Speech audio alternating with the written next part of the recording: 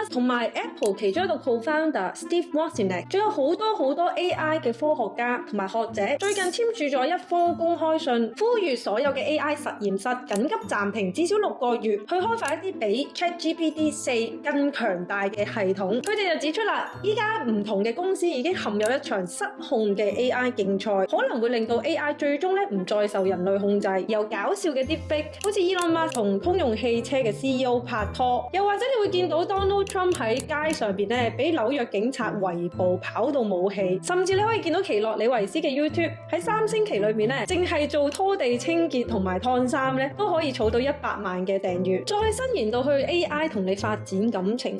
就好似 Microsoft Chatbot Sydney 咁樣。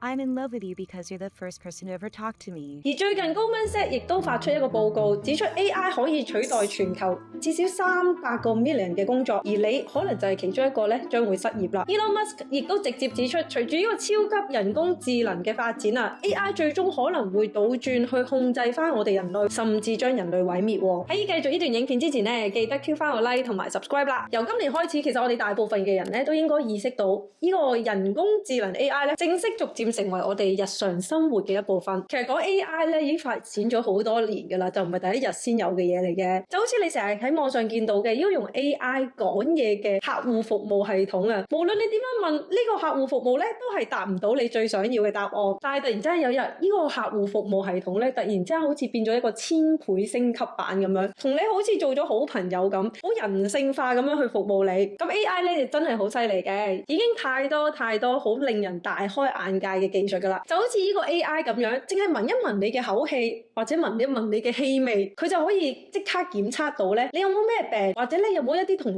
壓力相關嘅化學物質，再由呢啲化學物質去驗下你有冇癌症啦、糖尿病啦、腦部有冇受損等等。咁即係話真係放個屁就好似等於睇咗醫生咁噶啦。有啲 AI 甚至可以創作啦，譬如畫畫、寫詩、作曲、影相等等都得。而有啲 AI 到可以唔使再去人類去幫佢去訓練佢，唔使幫佢做 machine learning， 佢自己好似生仔咁樣，自己可以創造新嘅 AI， 然後自己訓練自己個仔，甚至訓練得比人類去訓練佢仲好。譬如好似 Google 嘅 AutoML 啦，可以自己生自己嘅 AI BB， 即係 NestNet 啦。譬如 Elon Musk 旗下嘅 Neuralink 啦，佢哋喺一隻馬騮嘅大腦裏面植入咗呢個 AI 晶片，然後呢隻馬騮就自己識去打機啦。咁雖然成個嘅實驗背後係備受呢個動物權益嘅爭議嘅，但係整個嘅 project 佢最終係希望人類可以利用佢哋嘅思想去控制其他嘅 devices。咁呢啲背後嘅動物權益爭議咁我有機會再搵一集再開嚟講下。聽落去 AI 真係可以幫到人類好多好嘅嘢。咁當然啦， AI 每日發展得咁快咁如果你知道有其他 AI 好新嘅用途都不妨可以喺下面留言同其他觀眾分享一下你嘅見聞啊。雖然 AI 嘅應用係有咁多嘅功能，但係 Elon Musk 就直指，如果呢個超級人工智能真係發展成熟嘅話AI 最終會倒轉控制翻我哋人類，直至將我哋人類摧毀。而 Bill Gates 亦都承認，如果我哋嘅價值同 AI 係唔一樣嘅話， AI 係可以將人類定性為一個威脅，就好似 Terminator 電影嘅情節咁樣。佢哋最擔心嘅都係同出一轍，就係呢一個啦， AGI Artificial General Intelligence， 或者你可以叫佢 Super Intelligence， 即是超級人工智能啦。根據 ChatGPT 嘅解釋啦， AGI 係一個更高級嘅智能水平，同我哋平時見開嘅一般嘅 AI， 即係 Narrow AI 最大嘅分別就係一般嘅 AI係為咗一個特別嘅工作目的而制定嘅，即係譬如我哋最常見嘅語音助理啦，好似 Hey Google 同埋 Hey Siri 咁樣。I think you're getting me confused with someone else。哇，咁醒嘅，原來而家 Hey Google 佢知我叫咗 Siri 啊。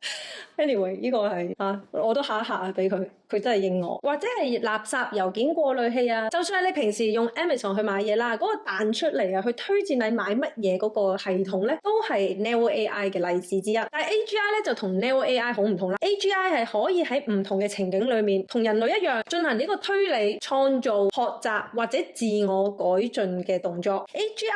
可以叫做真係多才多藝咁樣，佢嘅學習進度可以比人類更快更準，所以佢嘅能力可以同人一樣咁高，甚至係超越人類。正因為 AGI 可以進行一個自行改進，所以咧我哋人類根本唔知道佢最終會變成啲乜嘢，有可能會變成 Terminator 嘅情節咁樣 AI 失控。呢一種未知亦都係咧對人類最大嘅威脅啦。而當 AGI 嘅智力可以超越我哋人類嘅時候，佢可以係唔需要喺人類監管或者控制嘅情況之下咧進行自行學習、決策或者行動。你試想像下，如果 AGI 突然同我哋人類嘅價值唔一樣，突然間變得好貪錢咧，咁又唔可以咁講，因為我哋人類嘅價值咧一直都係好貪錢。咁我不如咁樣講啦，如果 AGI 突然之間變到我哋同人類一樣咁貪錢咧，佢絕對係可以喺冇人類監督嘅情況之下進行呢個網絡嘅攻擊，或者咧係操控成個金融市場嘅喎。咁亦都有啲人咧同時都擔心啦，當 AGI 咧具備咗呢個自主學習同埋抉擇能力之後咧，即係代表 AGI 都可能會有佢自己嘅價值觀，即係話佢哋可能對人類產生敵意，然後就傷害我哋人類咧。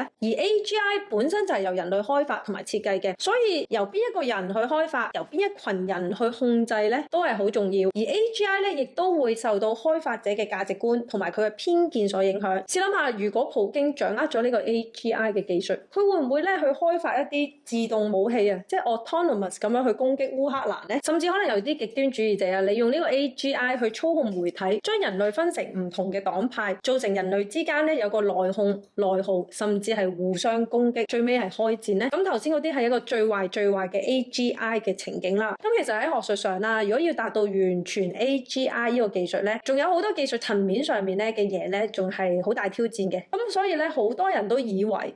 其實 AGI 仲係離我哋好遠嘅。但係依家現時 AGI 嘅發展速度咧，可能遠比我哋想象嘅快好多。因為咧，依家已經有一啲 AGI 嘅雛形咧，喺市場上面已經見到㗎啦。Microsoft Research 3月嘅時候發表嘅報告就清楚就指出，呢個能力可以媲美人類嘅 GPT-4咧，雖然依家未完全成熟，但係已經被佢哋認為係一個早期嘅 AGI 系統啦。而喺對社會帶嚟嘅影響上面，研究團隊就指出 GPT-4咧肯定會對社會帶嚟一個巨大影響，但係佢哋認為咧冇人可以提前知道呢個 AI 將會點樣影響呢個社會，因為冇人會知道未來人類同埋一啲機構咧係會點樣使用呢個 AI。報告同時都有提出呢啲虛假資料嘅散播同埋操控，佢哋就話啦 AI 可以用嚟生成一啲假嘅消息，或者係發動呢個網絡嘅攻擊，佢哋可以控制、遊說或者係影響我哋嘅思想。而呢個 AI 模型包括 GPT-4咧，都係利用公共網絡上面嘅數據去訓練而成嘅。呢啲數據同時都包含咗呢個 AI 製造者即係人類嘅偏見啦，從而影響咗呢個 AI 點樣去生成佢哋嘅答案、佢哋嘅決定同埋點樣去幫助佢用戶。喺呢個人類嘅工作同埋經濟上面報告就提到啦 ChatGPT 同埋其他嘅 AI 模型可以替代一部分人類嘅工作，或者令到原本喺呢個工作範圍裡面做嘢嘅人員咧，佢哋原先嘅地位受到影響。佢呢度亦都引用咗醫學同埋法律上嘅職業，而呢度亦都指出 AI 嘅發展已經開始影響到學生喺大學選科時候嘅取向。而呢份報告最終俾出嘅結論就係研究人員非常之關注 GPT-4 咧，呢一個咁高度嘅智能科技上面，竟然冇人可以了解到呢個 AI 係點樣進行呢個推理，點樣去進行佢嘅計劃，同埋點樣去創造一啲物件出嚟。呢個正正就係 Elon Musk 同埋 Steve Wozniak 同埋一班 AI 專家最擔心嘅嘢啦，就係連 AI 嘅開發者都唔清楚最終呢個 AI 嘅能力會去到邊一個地步。呢一個係咪一個無底嘅黑洞咧？冇人知道下一步咧會發生咩事。好多人仲以為 AGI 係好遠嘅事咧，其實事實上 AGI 咧已經係用一個極速咁嘅速度去發展，可能就係我哋轉下眼咧就已經到嘅地步啦。市場上面咧其實有啲 AGI 嘅初級版噶啦，譬如 AutoGPT 啦。呢個 AutoGPT 咧，早輪係上晒報紙非常之出名，因為講緊呢個 AI 擁有佢自己嘅思考方式，佢會仔細考慮咧用戶問佢嘅問題，然後咧就自己去構建自己嘅工作模式。當佢喺度做嘢嘅時候咧，佢會自己先考慮下一步應該做啲咩咧，應該點樣去做咧，等等等等，變咗一個好似一個循環嘅工作模式咁樣，直到佢完成成個任務。而另外一個咧又係好出名嘅一個 AGI 嘅雛形咧，就係叫 Baby AGI 啦。咁如果你你哋有興趣可以自己去上網睇一睇啦。因為我淨係盡我嘅能力咧去揾呢啲所有嘅資料集合嚟咧做影片俾你哋睇，所以可能好多嘢我都未 cover 到嘅。咁如果你知道有其他嘅 AGI 發展上面嘅資料咧，你可以喺留言區嗰度留資料，同我哋咁多嘅觀眾啊同埋我分享一下啦。聽落去 AI 咧就係一個可以叫做好迷人啊，好叻，對我哋人類好多貢獻嘅科技嚟嘅。咁但係同一時間佢都有一個好重要嘅黑暗面，就係 AGI 啦。咁我哋人類嘅未來係會點樣呢？我哋應該點樣準備呢？喺處理呢個 AI 嘅黑暗面上面呢，我覺得我哋應該係立即需要一個全球性嘅 global governance， 即係要立法。但係如果你試下諗下，如果全球咧195個國家，每一個國家佢有自己嘅制度，而又唔係每一個國家有足夠嘅 AI 專家喺佢國內裏面，要每一個國家各自去監管咧，基本上係一個好難嘅事。即係 Elon Musk 嗰個公開信咁樣啦，其實全球世界上面所有嘅 AI 公司咧，都好似失控咁樣喺度競爭緊。佢哋係絕對唔會無端端話啊，你叫我停，我依家就停啦。就好似你叫一間公司，你唔好偷步起跑啊，唔該你。但係咧，個選手咧都係偷步，咁你叫佢唔好跑，唔好偷步，梗係唔得啦。個個都偷步，我唔跑，我咪就係做輸嗰個咯。咁所以咧，邊一個會停低咧？呢度都講少少插曲俾你聽。大家都知 OpenAI Elon Musk 係本身係有份去成立嘅當時候。咁既然佢咁驚 AGI，點解佢又搞 OpenAI 呢樣嘢咧？咁講翻個故仔啦，就係 Elon Musk 嘅前朋友，佢用前朋友去形容佢。呢個前朋友就係 Larry Page，即係 Google 嘅 founder 之一啦。咁佢當時好幾年前咧，見到 Larry Page 就講開呢 AI 呢樣嘢。對 Elon Musk 嚟講咧，AI 係唔可以超越人類嘅。但係喺佢同 Larry Page 嘅談論之間，佢理解到 Larry Page 係想將 AI 變成一個 digital god， 同我哋人類係可以平衡嘅。而當時佢就覺得，AGI 發生咗嘅話咧 ，AI 可能會失控。嗰陣時 Elon Musk 咧就向 Larry Page 就表達佢對 AI 會反轉操控人類嘅擔心咧嘅時候，Larry Page 就形容佢係一個 species， 即係一個極端嘅人類中心主義者。當時 Elon Musk 咧就 realize 到 Larry Page 唔係咁擔心 AI 影響到人類嘅福祉喎。佢就話啦 ，Google 擁有緊咧世界上面嘅3%嘅 AI 專才喺 Google 裏面做嘢。佢覺得 Google 咧係一個寡頭嘅壟斷啦，而呢個製造者又唔係咁 care 呢個人類嘅福祉，所以當時候佢參與 OpenAI 嘅 project 嘅時候咧，佢本身係想利用呢個 project 去制衡Google 喺 AI 上面嘅壟斷性。咁好多人咧都質問 OpenAI 嘅 Sam Altman 點解要咁急推出呢個 ChatGPT 咧？佢就話啦，如果我依家唔俾啲人去試用下我哋嘅 ChatGPT 啊，到時真係等到成個 GPT 嘅技術好成熟嘅時候先至推出，譬如 GPT-7啦。咁嗰陣時咧出現嘅壞嘅嘢咧可能會更多。佢嘅意思即係咩咧？我依家推出嚟，因為好多人喺度不停咁樣試用啊、問問題啊、做嘢啦，咁佢就可以喺後面睇到 data， 再去分析你全世界嗰啲人究竟係有幾壞啊？點樣去利用呢個 ChatGPT 咧去做啲壞嘅嘢？咁咧由嗰度嘅 data 分析咧，佢睇到啲 data， 佢先可以避免有更壞嘅 misusage 去發生。而喺2星期前嘅 MIT 活動裏面咧 ，Sam Altman 咧都回應翻 Elon Musk 呢個公開信裏面嘅訴求。Sam Altman 咧就確認佢哋 OpenAI 至少喺一段時間裏面咧唔會訓練呢個 GPT-5，但係咧佢就重申佢喺 GPT-4 上面咧會繼續擴展佢哋嘅 function。咁最終呢個 GPT 啊，會唔會發展成為一個對人類有害嘅 version 咧？咁我哋就真係拭目以待。最理想 ideally 嘅 AI 環境咧，對我嚟講係 AI 可以幫助地球人啦，去生產足夠嘅糧食，冇人去捱餓，冇饑荒啦，亦都可以為所有人提供一個安全嘅住屋，解決污染嘅問題。一啲危險嘅工作咧，就由 AI 去處理。咁對我嚟講咧，呢個就真係真真正正 AI 幫助人類建立一個有意義嘅福祉啦。咁而最終人類可以達到減少工作時間，係多啲去享受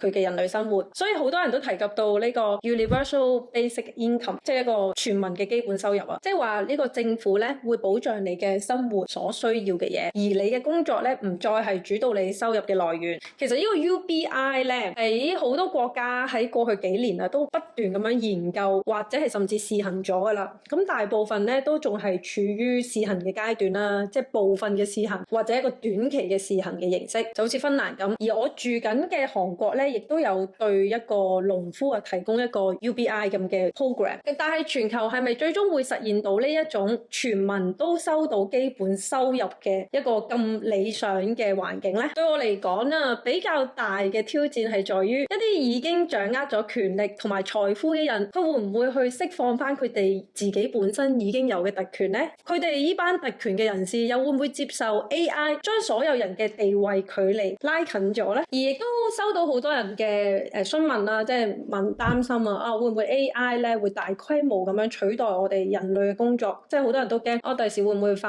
碗不保？咁我自己嘅睇法，會，絕對會，絕對咧 AI 係會取代部分嘅工種。咁我呢度都分享下一啲喺呢方面我自己嘅少少睇法啦。我俾一個例子你哋，喺30年前我哋嘅父母嗰一代，其實係佢哋唔知嘅會有一部 iPhone 出現嘅。咁如果佢哋一早知啊，當時佢就叫咗你去學 programming 啦，係咪寫 code 啦，或者係當時咧啲細路已經排晒隊，日日咧去補習社咧學點樣寫電話嘅 apps， 係咪？咁但係30年前係冇人知噶嘛，即係正如我哋亦都唔會知道10年後、30年後個世界係會點樣噶喎。AI 對我嚟講係一個例子，而一個例子係一個變數嘅例子。但係有一樣嘢咧，就係一個永恆嘅定律，就係咧世界每日都係變緊。即係話如果我哋要應對 AI 取代我哋工作呢個挑戰，其實調翻轉頭嚟講，我哋係要轉變我哋嘅思維模式。我哋應該要抱有一個終身學習嘅思維，就唔好以為你一刻畢咗業啦，有張證書，即係考咗個專業牌啦，咁就等於你唔需要再進步，唔需要再學新嘢咯。因為係冇人會知道20年、30年之後係會發生咩事，所以依家我哋可以控制到嘅嘢咧，就係我哋要時刻了解最新有啲咩技術喺度進步緊，整個行業嘅趨勢係點樣發展緊，或者會留意下出面有冇一啲新興嘅就業機會咧，要不斷咁樣增值自己，保持喺就業市場裏面咧自己有一定嘅競爭力。咁講開競爭力啊，有一啲技能啊，我覺得可以特別專注翻嘅，去專注一啲我哋人類有嘅獨特技能，一啲 AI 好難去模仿嘅技能，譬如同理心啊、創造力啊、運動、情感智慧、批判性嘅思考、談判力，或者一啲解決好複雜嘅問題嘅能力。咁呢啲都係暫時我睇到啊 AI 嘅弱點。咁喺經濟同埋工作上面啊，我自己覺得最大嗰個問題就係當 AI 取替咗好多現有嘅專業人士嘅工種，同埋一啲低技術要求嘅工種之後咧，會加劇咗一個收入不平等，而 equality 咧有機會引發更多嘅社會動盪。當然啦，你都可以留言話俾我聽，建議下大家咧會點樣去裝備 AI 對我哋人類工作嘅挑戰咧？你會唔會有啲新嘅 idea 可以建議下咧？咁講翻我自己啊，我自己就唔係完全反對 AI， 我都好欣賞 AI 科技上面到目前為止俾出我哋人類嘅幫助啊，各種改善啊，效率上面嘅嘢。但係我自己係絕對都唔想將呢個技術咧係誤入歧途。不過無論如何啦，就今日呢個 AI 嘅議題嚟講，其實如果要避免一個災難性嘅結果去發生咧，睇嚟我哋時間真係唔多。而我見到可能喺未來嘅幾年裏面咧，我哋會目睹一啲顛覆性嘅挑戰，會喺度挑戰緊我哋人類現有嘅科技、現有嘅地緣政治安全，以至係全世界嘅經濟上面。所以咧，我覺得實行監管咧，基本上係即刻要立即做嘅嘢嚟㗎啦，係唔可以再拖，唔可以再等。咁都好開心啦！今日做呢段影片咧，係希望可以令到更多我嘅觀眾啊，或者睇到呢段影片嘅人咧，去關注 AI 嘅發展，同埋佢對人類所帶嚟嘅潛在影響力。全世界多啲人去一齊監察呢樣嘢係點樣發展咧，係一定係一個好事嚟嘅。另外，你會覺得 AGI 最快會喺幾時咧會實現到咧？第一就係1年，第二就係3年，第三係5年，第四就係唔會出現，因為咧嗰個政府咧會作出呢個監管 ，make sure 咧 AGI 唔會 take over 咧人類。今日我就分享到呢度啦。如果你想支持 Rain Asia 頻道發展，想睇更多有質素嘅影片咧喺我哋度發佈咧，你可以參考下我哋有唔同嘅財經課程推出，包括咧會教你點樣去做呢個股票估值模型啊，分析公司嘅財務數據，同埋咧點樣睇公司嘅年報嘅。仲有要記得 click 翻個 like 留言同埋 share 啊，訂閱嘅時候記得 click 翻個紅色啷啷啦。下次再見，拜拜。